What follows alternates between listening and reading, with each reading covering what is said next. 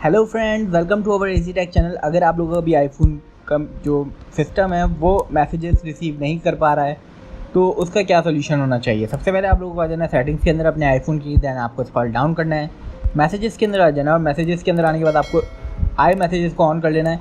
Focus अगर आप लोगों का ऑन है तो प्लीज़ इसको आप ऑफ़ कर दीजिए। देन आप लोग स्क्रॉल डाउन करके यहाँ पर कीप मैसेजेस को फॉर एवर पर टैप कर दीजिए।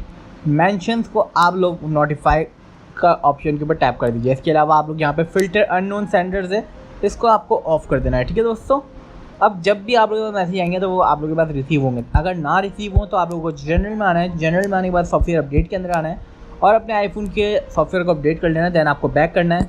बैक करने के बाद आप लोगों को स्क्रॉल डाउन करके ट्रांसफर और रीसेट आईफोन के अंदर आना है और यहाँ पे आके आपको erase all content and settings के ऊपर टैप कर देना है और फिर जब आप लोगों का इरेज हो जाएगा तो आपकी प्रॉब्लम सॉल्व हो जाएगी। आई होप ये वीडियो आप लोगों को पसंद आई होगी। Please do subscribe my YouTube channel for more videos.